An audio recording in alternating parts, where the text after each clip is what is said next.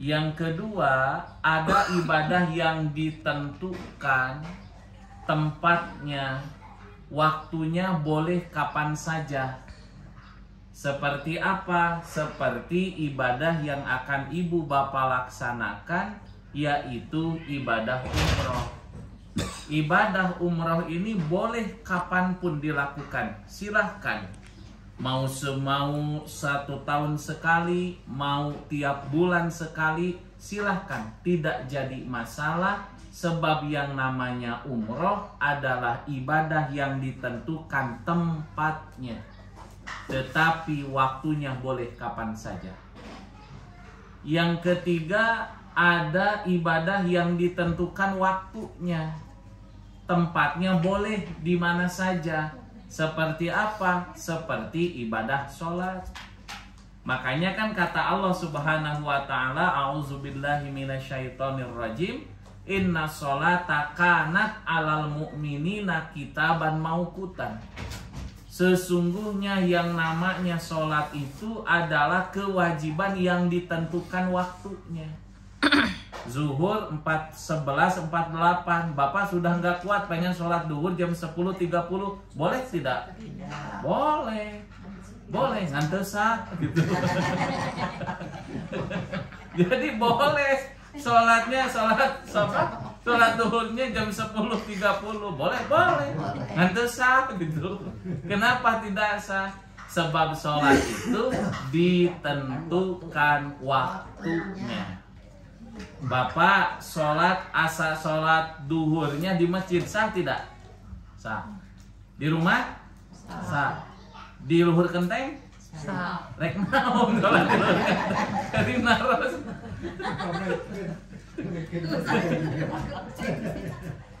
Ya kan, walaupun sholat itu ditentukan waktunya, tetapi tempatnya nggak ditentukan, tapi carilah tempat yang memang pantas untuk melaksanakan sholat di sana.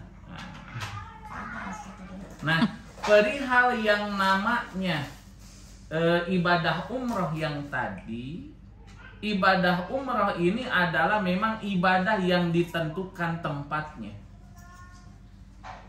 Waktunya boleh kapan saja, tempatnya sudah ditentukan. Kalau bukan di tempat itu maka tidak sah. Ibu, bapak misalkan tawaf, sa'i, terus tahalul, sholat di makam Ibrahim. Cuman masalahnya di miniatur Ka'bah, sah tidak umrohnya? Tidak. Kenapa tidak sah? Sebab memang karena tidak dilakukan pada tempat yang sudah ditentukan. Nah, sehingga nanti akan ada yang disebut dengan mikot zamani, ada yang disebut dengan mikot makani. Mikot zamani itu adalah waktunya, mikot makani itu adalah tempat-tempat yang sudah ditentukan. Nah, oleh karena itulah maka mikot zamani untuk ibadah haji itu Syawal, Dzulqa'dah dan Dzulhijjah. Itu bulan di mana boleh kita melaksanakan haji. Tapi tetap saja wukufnya mah nanti pada tanggal 9 Dzulhijjah. Berarti nanti kalau yang ini ada yang disebut dengan haji ifrad itu, umrohnya terlebih dahulu, nanti hajinya kemudian di bulan Dzulhijjah, dan itu dibolehkan. Nah, tapi kita nggak akan bahas masalah haji. Kita bahas masalah umroh. Baik umroh maupun haji, ternyata ada mikot makani. Ada tempat start di mana kita harus mulai ihram umroh. Maka dari tempat itu ada 5. Satu, ada yang disebut dengan Dzulhulaifah. Dzulhulaifah ini adalah bagi yang datang dari arah Madinah, yaitu kurang lebih 500 km sebelah utara Mekah. Jadi bagi orang yang datangnya dari arah Mekah, dari arah Madinah, maka mikot makaninya dia mulai berihlal umroh itu ketika melewati Dzul Hulaifah atau Bir Ali itu. Untuk yang kedua ada Juhfah bagi yang datang di arah Syam, kurang lebih 187 km, yaitu Syam itu Syria sekarang, Suriah. Nah, lalu Yalamlam bagi yang datang dari arah Yaman 54 km. Nah, untuk orang yang berangkat dari Yaman ada satu kisah yang menarik, yaitu tentang seorang pemuda yang dia itu terkenal di langit tapi tidak terkenal di dunia. Siapa? Uwais Al-Qarni. Uwais Al-Qarni ini, jadi dia itu ngukut, apa bahasa Indonesianya ngukut? Ngurus gitu ya. Melihara ya. Tapi tidak bisa bahasa Sunda ya? Ya. Orang Indonesia. Jadi Uwais Al-Qarni ini dia itu dalam arti memelihara keledai dari kecil. Sengaja yang namanya kandang keledai itu di atas bukit. Yang aneh itu dipanggul, diangkat oleh Uwais Al-Qarni selama 1 tahun terus setiap hari. Ternyata tambah hari tambah beratlah keledai itu, maka tambah kuatlah badan Uwais Al-Qarni. Maka Uwais Al-Qarni ini dari sini Pak, 54 km jalan kaki menggendong ibunya supaya bisa melaksanakan haji ke Baitullah. Uwais Al-Qarni namanya. Nah, untuk orang Indonesia biasanya Asia Tenggara itu Qornul Manazil. Bagi yang datang dari arah Najd atau Asia Tenggara, maka biasanya, bukan harus, biasanya melewati Qornul Manazil. Karena nanti untuk rute penerbangan itu kan ada yang dari Yalamlam orang Indonesia itu. Tergantung daripada yang namanya pesawat itu sendiri dan rute yang sudah disiapkan oleh pemerintah Arab Saudi. Nah, kalau Datu Irkin bagi yang datang di arah Irak. Nah, kita lihat. Ini sebenarnya peta ini kurang tepat. Salah seorang pilot Singapore Airlines, beliau orang Islam, namanya Pak Hadi, orang Serang Banten. Dia orang pertama Indonesia yang dalam arti jadi pilot pesawat Concorde itu adalah Pak Hadi.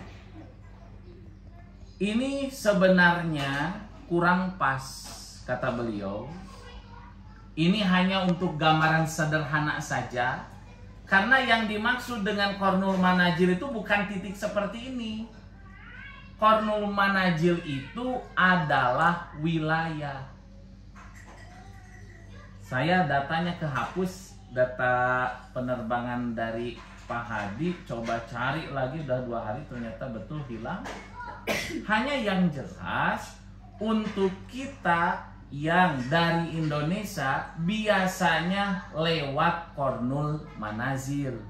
Nah, ketika dari pesawat ini sudah yang namanya melewati Qornul Manazil, biasanya akan diberitahu misalkan 5 menit lagi kita akan masuk kepada mikot, maka bersiap-siaplah mengucapkan ihlal umroh, yaitu labbaik Allahumma umrotan. Nah, maka biasanya untuk lebih hati-hati, kata beliau, sudah saja kita ambilnya itu tiada lain adalah tidak langsung ke Madinah, tetapi ke Jeddah dulu. Nah, kenapa? Beliau mengatakan sangat riskan dan ketika lewat mikot oleh pilot tidak akan diberitahu. Misalkan begini, bandara penuh di Madinah itu, maka biasanya akan mutar terlebih dahulu, dan ketika mutar ini biasanya memasuki yang namanya mikot makani, dan itu tidak akan dikasih tahu. Maka untuk kehati-hatian, kata beliau, lebih baik seperti hal yang biasa saja, yaitu tidak langsung ke Madinah. Kenapa? Sebab dikhawatirkan melewati mikot. Dan nanti posisi yang namanya bandara itu, kata beliau, berada di tanah haram itu. Berarti kan sudah masuk. Sudah masuk mikot. Sedangkan nanti mikotnya misalkan di bandara, padahal di atas saja sudah masuk. Nah, inilah keriskanan tertentu. Makanya kata beliau, salah satu pilot Singapura itu mengatakan untuk lebih amannya seperti itu, untuk kehati-hatian. Nah, jadi biasanya dari Indonesia ini melalui yang namanya Qornul Manazil. Maka ketika sudah lewat memasuki Qornul Manazil, nanti kita akan mulai melakukan apa? Yaitu tiada lain adalah ihlal ihram umroh. Nah, jadi ibadah umroh itu singkat sekali, cuman ada 5 amalan ibadah. 1, ihlal ihram, yang mana? Labbaik Allahumma umrotan. Yang kedua, tawaf kudum. Yang ketiga, sholat di makom Ibrahim. Yang keempat, sa'i antara Sofa dan Marwah. Yang kelima, tahalul. Jadi inilah amalan-amalan yang dilakukan ketika umroh, sederhana sekali. Apakah ada ini, ada itu? Tidak, cuman ini, cuman 5-5-nya amalan ketika umroh yang harus dilakukan. Kita mulai rinci. Ihlal ihram umroh. Nah, di atas pesawat mengucapkan ihlal ihram umroh saat sampai di mikot makani. Makanya kenapa diusahakan sudah memakai yang namanya kain ihram. Di bandara itu sudah siap dengan kain ihram, sudah dipakai, sehingga agar ketika sudah masuk ke yang namanya mikot makani ini sudah tinggal ihlal umroh tadi. Nah, jadi di atas pesawat mengucapkan ihlal ihram umroh saat sampai di mikot makani. Ini biasanya dulu jamaah haji foto yang up to date-nya belum beres. Termasuk perubahan-perubahan detail seperti apa yang ada di Masjidil Haram dan Masjid Nabawi baru dapat sebagian dari dikumpulkan, itu belum semuanya. Nah, bagi pria sudah berpakaian ihram, maka di mikot makani, Bu, Pak, kita boleh membaca labbaik Allahumma umrotan atau labbaika umrotan. Berapa kali?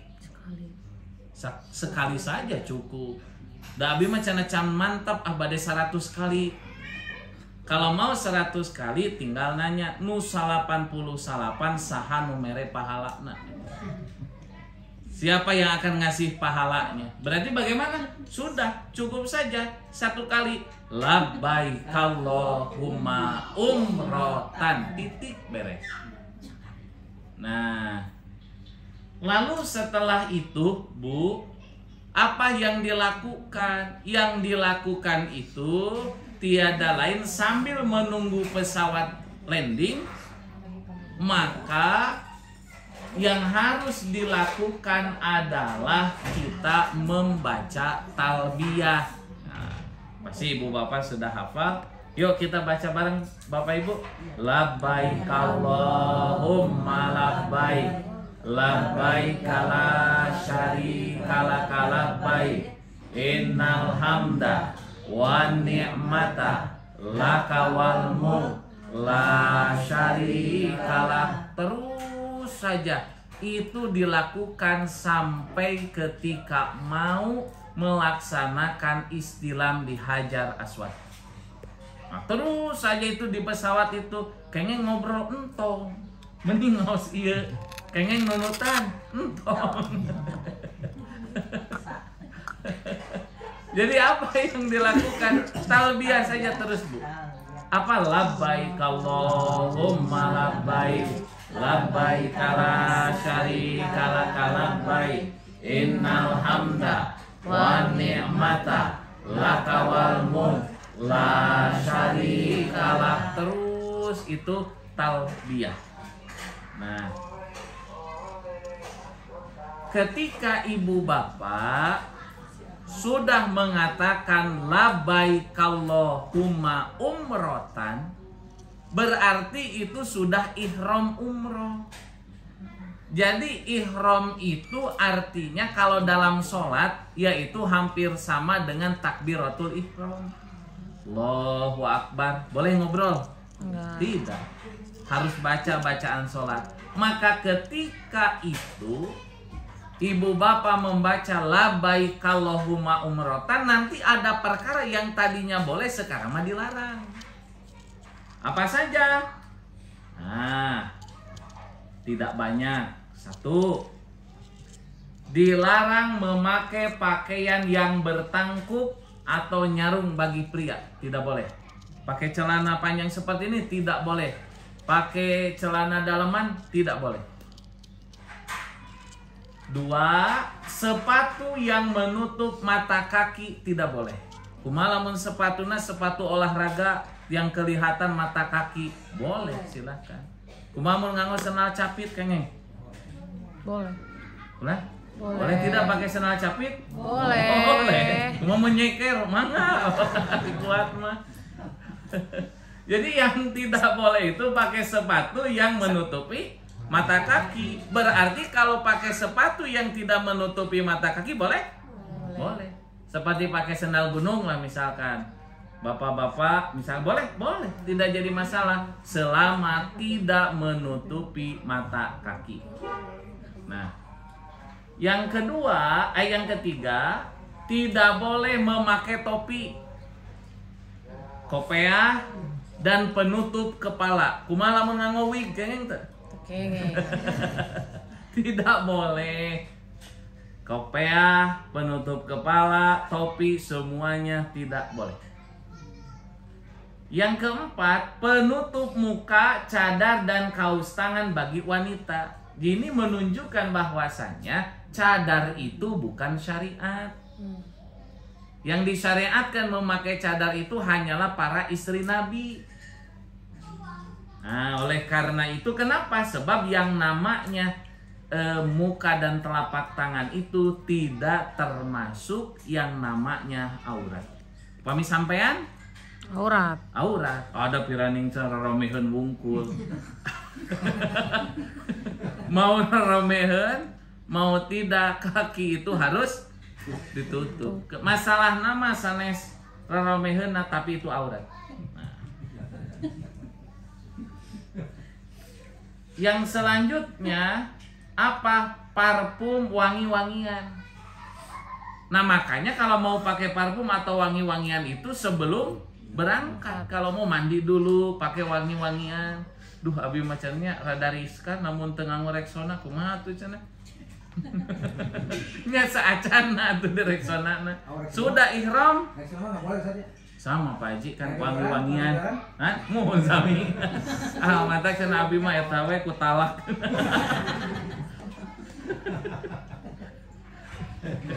Ayo memeh tunuh we bulan. Nah, jadi tidak boleh memakai wangi-wangian. Jadi kalau mau pakai sabun dulu, pakai parfum itu ketika sebelum berangkat. Nah, yang kedua, tiada lain adalah apa? Memotong rambut tidak boleh. Kuman mun rontok Beda tuh itu mah. Orang sendiri. Enggak kan nanti masalahnya lamun rambut rontok, yuk kena dam. Nah itu beda. Jadi enggak ada yang tidak boleh itu memotong rambut. Nah, ngalah wis kumaha nyambut wis? Boleh tidak? Tidak. Sama, tidak boleh. Atel oge wayahna tong dicabut.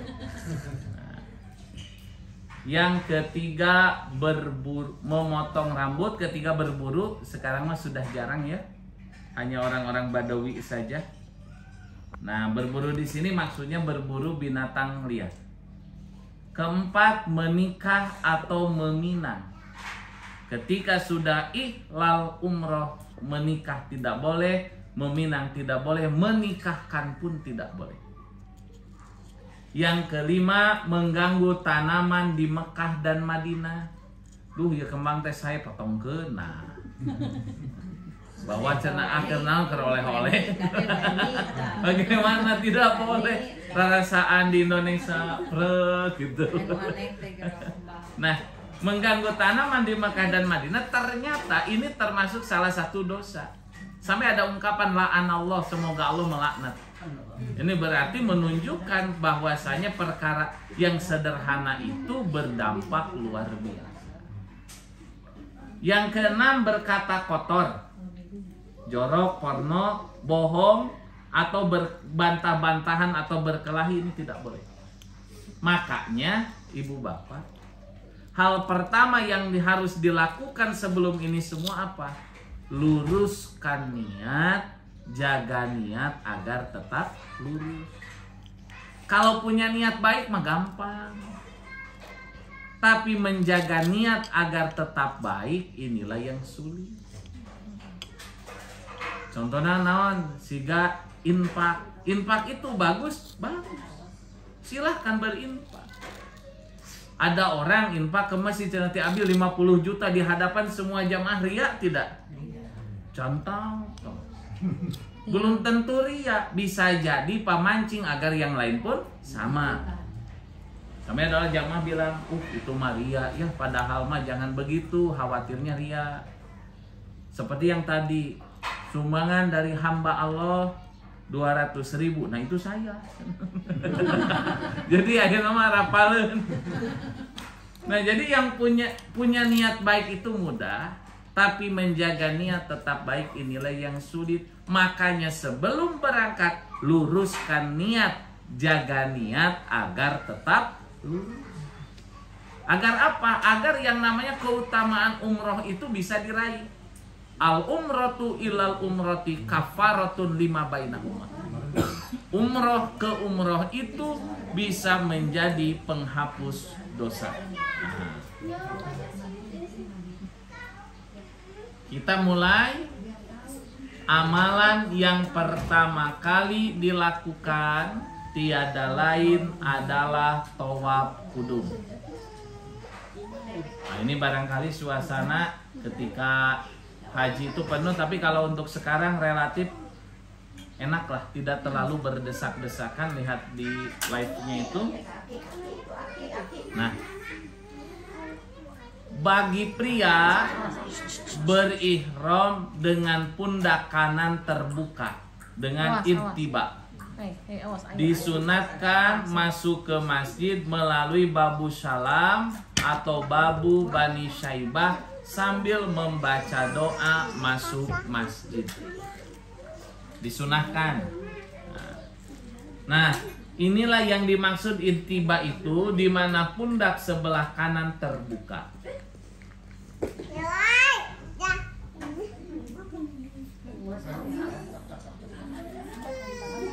Nah ini kondisi dulu. Nah babu salam itu nanti ada tulisannya. Babu salam itu nomor 25. Babu salam itu nomor pintunya 25. Nah inilah intiba. Untuk perempuan biasa saja memakai pakaian biasa, Bu. Biasanya nuansanya putih ya. Boleh nggak untuk sebagai bukti cinta NKRI pakai batik, gamis batik? Boleh? Boleh. tidak jadi masalah. Cuman kata Nabi, pakaian yang paling disukai Nabi itu adalah berwarna putih. Jadi usahakan pakai baju yang berwarna putih, walaupun memang dengan memakai baju yang lain pun sah. Nah, lalu tadi kan disunahkan masuk lewat babu salam. Maka kita menginjakan dengan kaki kanan sambil membaca doa Allahumma ftahli abwaaba rahmatika. Masuk saja ke Masjidil Haram, maka ibu akan disuguhi yang namanya Ka'bah. Apa yang pertama dibaca? Maka ibu bisa baca ini, badenu panjang mana, badenu pendek mana, badenu panjang nu pendek. Oh nya sok atulah. Tapi ketika masuk itu nggak ada syariat ngangkat tangan begini, nggak ada syariat ngangkat tangan. Jadi ketika masuk itu misalkan, ayo bu kita baca bareng, ibu cerita bacanya yang ini dulu. Allahumma zid hadal baita tasyrifan wa ta'ziman wa takriman wa mahabatan wazid man syarrafahu wa karramahu miman hajjahu awi tamarahu tasyrifan wa ta'ziman wa takriman wa birron. Boleh yang ini. Atau misalkan mau yang pendek, ini favorit ya, apa? Allahumma antas salam wa minkas salam fahayyina rabbana bis salam. Nah, jadi ketika melihat Ka'bah, Allahumma antas salam wa minkas salam fahayyina rabbana bis salam. Nah, ketika sudah melihat Ka'bah seperti itu, baca doa ini. Ya itu mah terkesima bu, kadon nangis, cenah ieu mah lain ngadoa kadon cerik, ya nggak apa-apa, nangis saja sampai beres. Kengeng, karena untuk masalah menangis itu kan bu, nah itu merupakan efek dari rasa haru, bahagia, siga tengimpi, siga mimpi, tapi ini kenyataan boleh, nggak jadi masalah. Nah, oleh karena itu bagaimana nya nangisna bereskeun heula tah ketos beres langsung baca doa. Jadi atau misalkan pas lihat Ka'bah terkesima ngadoa, nah itulah nanti kita ingatkan, saling mengingatkan itu, Allahumma antas salam wa minkas salam fahayyina rabbana bis salam. Itu yang harus kita baca. Oke. Setelah itu masuk Ka'bah. Masuk, kita lihat Ka'bah, baca doa tadi, dan setelah itu ibu bapak mencari arah Hajar Aswad, menuju arah Hajar Aswad, dan ketika sampai di Hajar Aswad itu maka berhentilah talbiyah. Makanya nanti kan ikut muter dulu, muter, dan itu tidak dihitung satu putaran. Terus saja talbiyah, terus talbiyah. Ketika nanti sampai ke yang namanya garis coklat Hajar Aswad, maka ada 3 amalan. Boleh mencium, boleh meraba, dan boleh misalkan mencium dan isyarat. Jadi mencium atau isilam, nah dan mencium atau isyarat. Jadi misalkan boleh dicium, boleh diraba saja Bismillahirrahmanirrahim atau Bismillahirrahmanirrahim. Boleh tiga-tiganya, pilih salah satu. Pertanyaannya adalah mana yang lebih utama? Antara mencium Hajar Aswad, meraba, dan isyarat. Pertanyaan itu jawabannya tidak ada yang utama. Sama saja. Mau mencium silakan, mau meraba saja silakan, atau hanya dengan isyarat sekalipun itu silakan dan boleh. Nah makanya sembari isyarat atau mencium atau meraba tadi kita sambil membaca Bismillahi Allahu Akbar. Satu. Nah, maka mengelilingi Ka'bah 7 putaran. Diawali dan diakhiri di Hajar Aswad. Jadi berputarnya berapa kali? 7 kali. Caranya adalah posisi Ka'bah ada di arah kiri kita. Bagi pria 3 putaran pertama awal berlari-lari kecil, yaitu romal disebutnya. Nah, jadi misalkan ini ternyata masuknya di sini, bagaimana? Maka ikut dulu muter terus sambil talbiyah, labbaik Allahumma labbaik, labbaik la syarika laka labbaik, innal hamda wan ni'mata laka wal mulk la syarika lak. Nah, lalu pas sudah putaran itu sampailah ibu bapak di Hajar Aswad ini, berhenti talbiyah, isyarat Bismillahi Allahu Akbar. Itu berarti hitungan 1 putar. Nah, untuk laki-laki 3 putaran pertama itu tadi harus bagaimana? Harus lari-lari kecil. Nah, jadi nanti di sini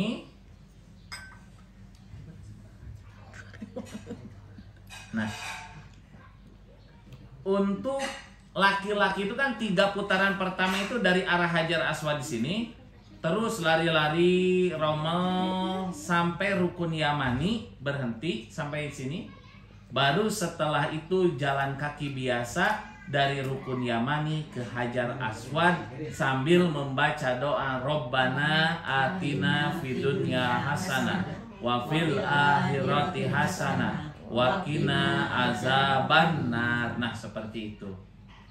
Oke.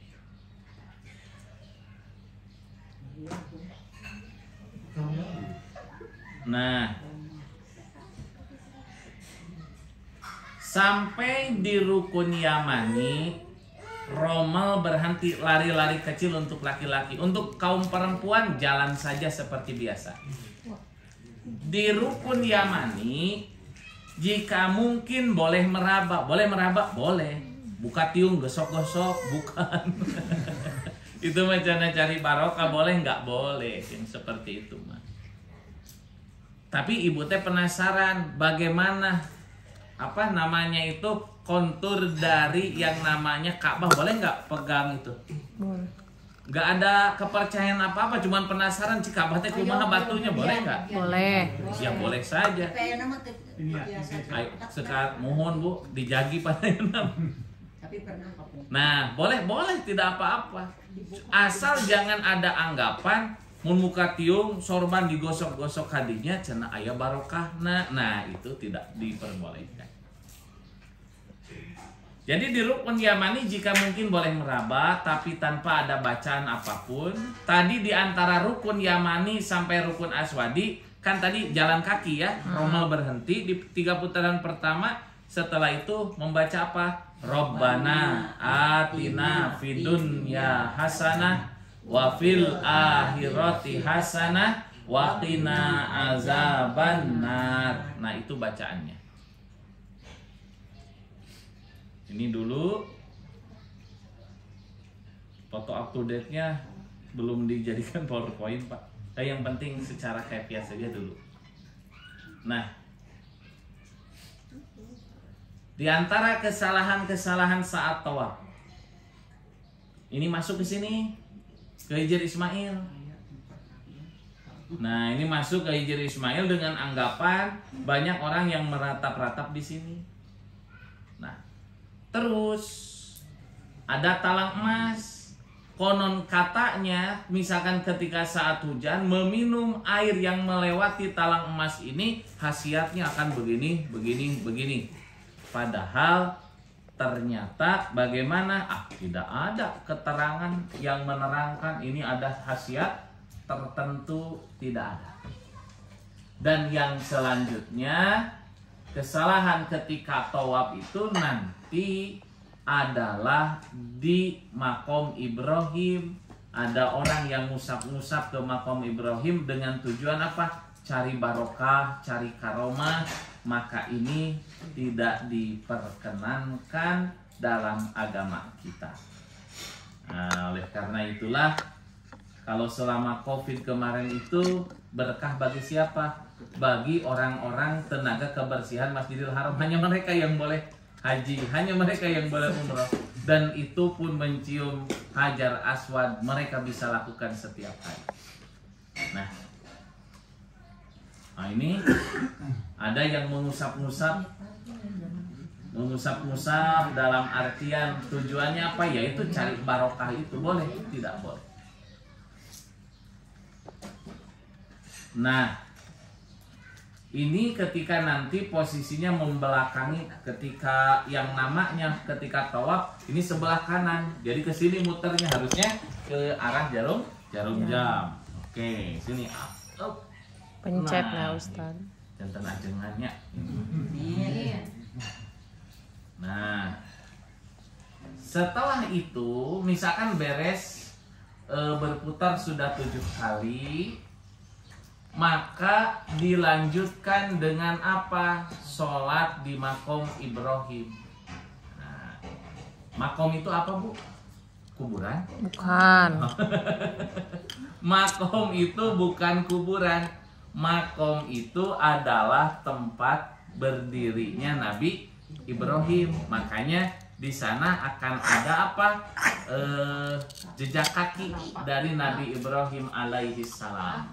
Nah, sholat di makom Ibrahim. Nah, karena waktu tawaf itu ada sholat di makom Ibrahim, pertanyaannya, apakah kalau sebelum tawaf harus wudhu dulu? Ya. Tapi wudhunya itu bukan karena berkaitan mau tawaf, mau sholat, tetapi karena mau ada sholat di makom Ibrahim. Nah, itu yang kita jangan mispersepsi, dalam artian adanya wudhu itu bukan karena mau tawaf, tapi mau sholat di makom Ibrahim. Nah, seperti itu. Ya, oke. Ya. Nah ini makom Ibrahim, banyak orang yang mengusap-ngusap, maka nanti banyak kekeliruan ketika sholat itu. Nah, ketika sampai di makom Ibrahim, apa yang dibaca? Yang dibaca itu adalah wattakhidhu min maqami Ibrahim musholla. Nah, itu yang harus kita baca. Wattakhidhu min maqami Ibrahim musholla. Ini pencet yang ini. Nah. Nah. Jadi nanti ketika udah putaran 7 kali, 7 kali terakhir itu sebelum nanti ke arah Hajar Aswad lagi untuk terakhir kalinya dan langsung ke tempat sa'i, maka sholat dulu 2 rakaat. Nah, caranya adalah makom Ibrahim ada antara kita dan Ka'bah, tidak boleh sejajar atau melewati. 2, sholatnya munfarid, tidak boleh berjamaah, munfarid. Yang ketiga, bacaannya dijaharkan. Rokaat pertama setelah Al-Fatihah Al-Kafirun, macam tamat maca Al-Kafirun. Apa kendala? Ada pasti tos arapalahnya. Nah, baca dulu rokaat pertama itu Al-Kafirun. Yang kedua, rokaat kedua setelah Al-Fatihah membaca Al-Ikhlas. Nah, inilah sholat masing-masing munfarid, maka biasanya suka ada yang jaga yang satu sholat, yang satu jaga giliran lah. Itu mah teknis, silahkan. Nah, ini jadi tidak boleh, misalkan ini kan ada garis merah, maka ini sejajar dengan makom Ibrahim. Tidak boleh pas di garis merah ini sejajar dengan makom Ibrahim, tidak boleh. Di depan makom Ibrahim tidak boleh. Tetapi makom Ibrahim itu ada antara kita dengan Ka'bah. Jadi kita makom Ibrahim lalu Ka'bah. Apakah harus di depannya? Ya tidak. Mundur saja ke belakang, cari yang kira-kira aman, dan silahkan sholat di antara makom Ibrahim dan Ka'bah tadi. Jadi kita makom Ibrahim dan Ka'bah, seperti itu. Setelah selesai sholat, berarti kan sudah di putaran ke-7 ini ya, sudah ke-7 kali muter 7. Nah, yang ke-7 itu ternyata bagaimana? Kita sholat dulu di makom Ibrahim yang tadi. Setelah selesai sholat, kembali ke arah Hajar Aswad untuk takbil, mencium, istilam, atau mencium dan isyarah. Misalkan Bismillahirrahmanirrahim, bisa mencium boleh, silakan. Atau isyarah saja, tidak jadi masalah. Kalau gini Ustaz? Iya. Gini boleh. dulu baru gitu? Ya. Oh boleh. Itu kan pilihan. Tapi rata-rata kita Bismillahirrahmanirrahim. Nah, bisa dengan takbil atau istilam, meraba. Nah, dan mencium atau isyarat. Bismillahirrahmanirrahim, silahkan.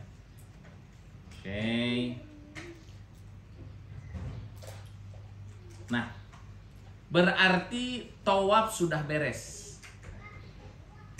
Nah, sehingga ada pertanyaan, baca Bismillahirrahmanirrahim berapa kali berarti? 8 kali. Karena nanti ketika putaran ke-7 sebelum mau kan sudah putaran 7 nih. Maka di putaran 7 itu di makom Ibrahim kita sholat dulu. Setelah sholat beres, lewat ke Hajar Aswad lagi, Bismillahirrahmanirrahim, langsunglah melaksanakan sa'i. Nah,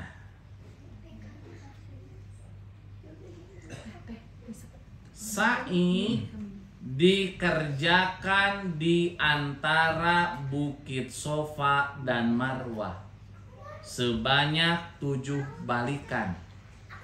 Ini yang nanti berkaitan dengan siapa? Berkaitan dengan Siti Hajar itu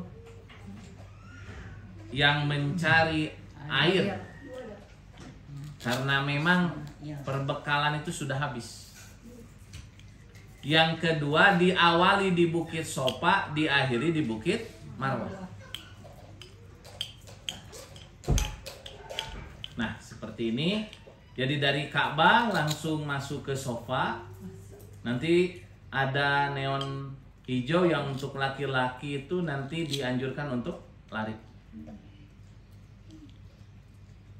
Nah, ketika pertama kali sampai di Bukit Sofa, apa yang harus dibaca? Inna sofa wal marwata min sya'airillah. Itu yang pertama kali baca.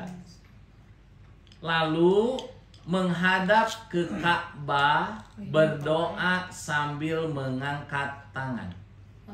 Biasanya 16 derajat miring, Ka'bah terlihat sambil mengangkat tangan dan berdoa Allahu Akbar, Allahu Akbar, Allahu Akbar.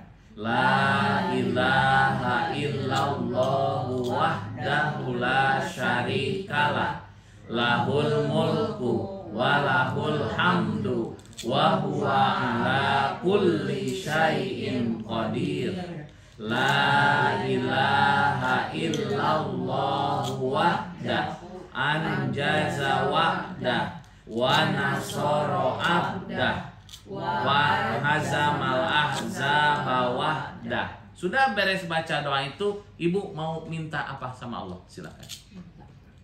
Berdoa pribadi, apa yang mau diminta silahkan. Setelah doa pribadi sudah beres, apa yang harus dilakukan? Baca doa ini lagi, sambung doa pribadi. Doa pribadi sudah beres, baca doa ini lagi, sambung dengan doa pribadi. Jadi membaca doa ininya berapa kali? 3 kali. Berdoanya nanti setelah untuk doa pribadi apakah harus dengan bahasa Arab? Nu ibu apal mana? Bahasa Sunda. Nah, bahasa Sunda, mangga. Bahasa etang-etang ngalancarkeun bahasa Jerman, mangga. Da Allah Maha pintar. Nah, mau dengan bahasa apapun silakan. Bahasa Sunda boleh, bahasa Indonesia pun boleh, silakan. Dan ini diantara yang mustajab dalam berdoa. Jadi diantara tempat yang akan diijabah doa itu ini salah satunya. Nah, lalu setelah itu, nah ini ketika yang di sofa. Setelah itu kemudian turun menuju Bukit Marwah. Sampai di lampu hijau, hingga lampu hijau berikutnya bagi laki-laki disunatkan lari-lari kecil. Nah, ini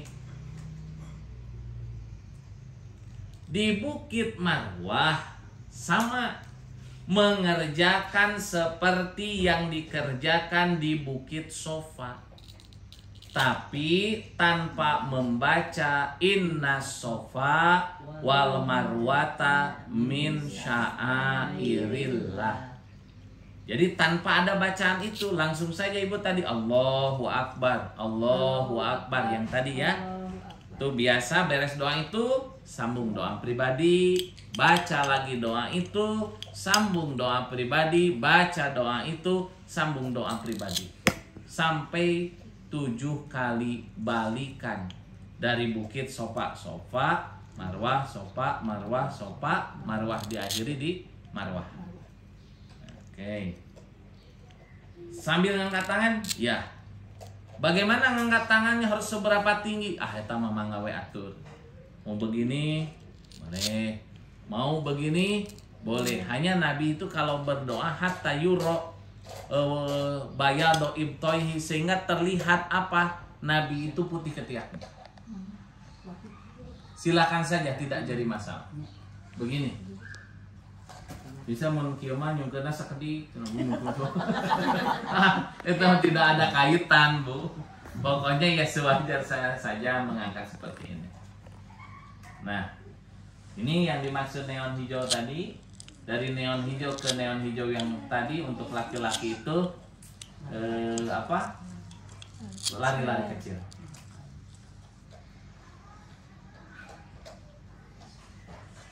Ketika sudahlah bolak-balik dari Bukit Sofa ke Marwah, maka ibadah terakhir dari rangkaian ibadah umroh adalah tahallul. Dilakukan setelah sa'i, yaitu memotong rambut kepala. Nah, setelah tahallul, selesailah ibadah umroh, semua larangan ihram kembali lagi menjadi halal. Jadi boleh apa yang dilarang itu sekarang sudah dibolehkan. Nah, hanya nanti apakah ada tawaf wada ketika pelaksanaan umroh? Tidak. Hadis yang menerangkan tawaf wada itu benar ada, riwayat Abu Dawud, tapi hadisnya dhaif. Jadi dalam ibadah umroh tidak ada tawaf wada. Nah, ini cukurnya nya mangga bade ka tukang cukur, bade nyana gunting cukurnya lira, bebas silahkan. Cuman untuk laki-laki Nabi memberikan doanya 3. Allahumma gfir lil muhallikin wal muqassirin atau Rasul. Ya Allah, ampunilah orang-orang yang menggunduli kepalanya. Nabi membacakan doa itu 3 kali, baru setelah itu wal muqassirin, dan bagi orang-orang yang cukur pendek. Jadi bagaimana utamanya untuk laki-laki digunduli kepalanya, sebab Nabi mendoakannya 3 kali agar dia diampuni dosa-dosanya. Jadi setelah itu bagaimana? Sudah beres. Bereslah ibadah umroh. Jadi kalau begitu bacaannya pendek ya. Pendek. Tidak, bacaannya tidak banyak. Ibu tidak usah bawa buku bacaan ke dia kan karena nol. Nah tidak usah. Bacaannya cuma yang itu saja. Oke, silakan. Ada pertanyaan? Pertanyaan. Boleh. Mangga.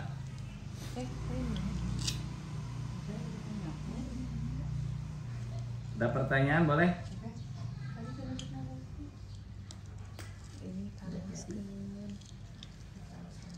Kalau misalkan pada waktu tawaf batal gimana? Ketika tawaf batal kentut misalkan, bagaimana? Itu bisa dengan tayamum saja cukup. Ketika memang wudhu tidak memungkinkan, sudah tayamum saja. Sebab untuk orang yang safar itu boleh tayamum. Jadi kalau memang memungkinkan untuk wudhu silahkan. Tapi kondisi sekarang itu jauh sekali. Bagaimana? Tayamum saja. Apakah tidak melanggar syariat? Tidak. Sebab untuk yang orang safar itu dibolehkan tayamum. Oke, silahkan. Nah, yang itu niat sholat di makom Ibrahim, Ya. niatnya gimana? Nah, untuk sholat di makom Ibrahim, niatnya bagaimana? Sebenarnya tidak ada syariat. Kita misalkan, maaf ya sebelumnya, apakah ada talafud biniat atau tidak sholat di makom Ibrahim?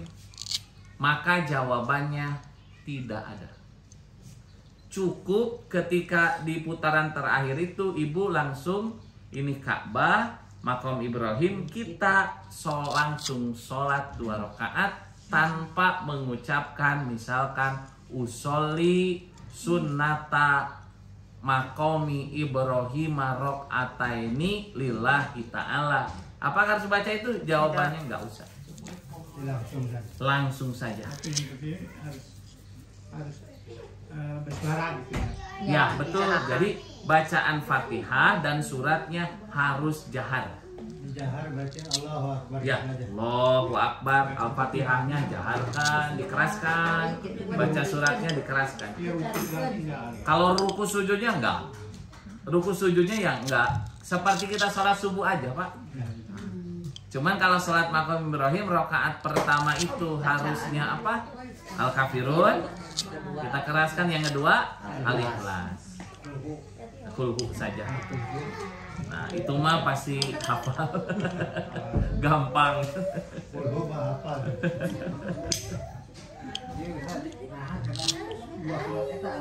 Nah, kenapa harus 2 surat itu? Kata Aisyah, memang Nabi SAW